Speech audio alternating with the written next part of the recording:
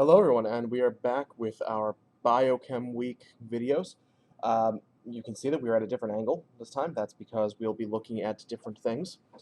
Starting with this rack here, which is our Methyl Red, and over on this side, our Voges-Proskauer Scour rack. Mostly so that you're able to see, if I angle it a little bit, you're able to see the results themselves. I have already split the test tubes.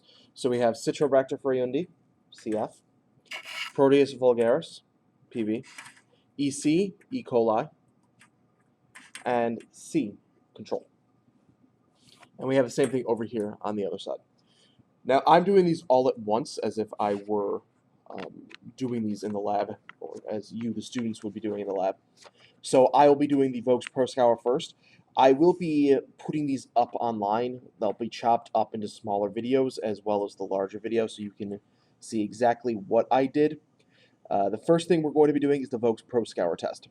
Now, the Voges-Proskauer test is, it identifies bacteria that ferment glucose, and it's really due to the accumulation of 2,3-butanidyl, there we go, in the media. In this case, it's Barrett's A and B, which, where's Barrett's A for me? Aha, Barrett's A. Barrett's reagent A is 40% KOH, or potassium oxide, and Barrett's B, which is right here, is alpha naphthenol. And by adding these, we are going to see if it uses the mixed acid pathway or not. So, since we have already split, we are then going to add 15 drops of Barrett's A to each of our test tubes. 2, 5, 6, 8, 9, 10, 11, 12, 13, 14, and 15. 1, 2, 3, 4, 5, 6, 7, 8, 9, 10, 11, 12, 13, 14, and 15. 1, 2, 3, 4, 5, 6, 7, 8, 9, 10, 11, 12, 13, 14, and 15. And our control,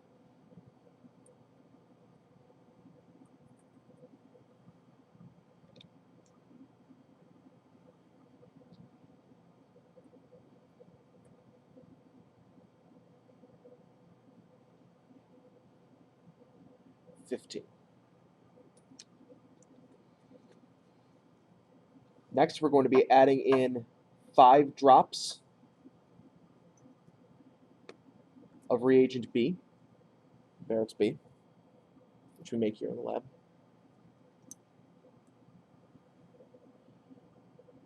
1, 2, 3, 4, 5.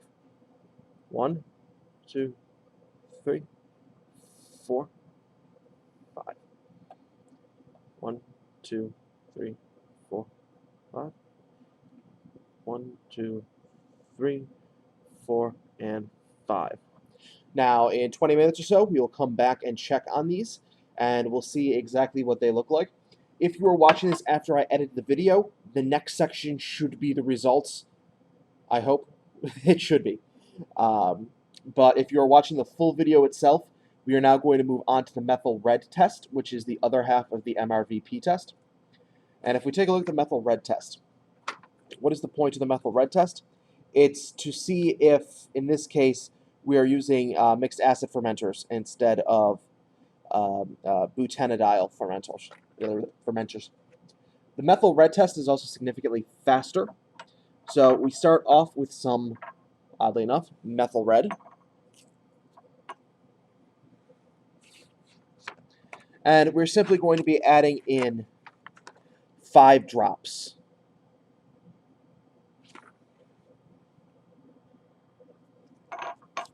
Of Methyl Red to our test tubes. And this happens almost instantly.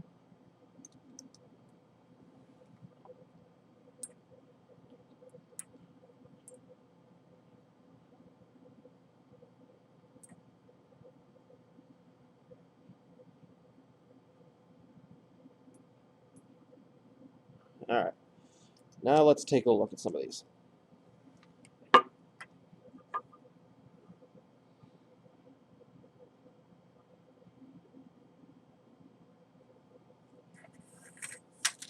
Now, in this case, our control is yellow, which indicates it's a negative.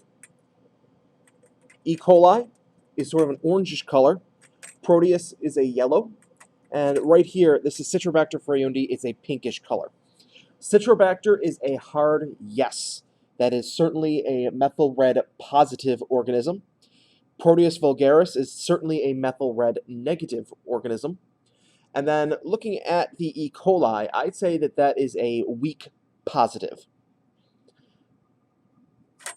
And I'm just going to pull in another rack for you to take a look at. This is our results from the VP test. And as you can see, they're all VP negative. I would say from my end that Proteus and E. coli are maybe VP negative, but very, very slightly. But I would classify all of these as VP negative.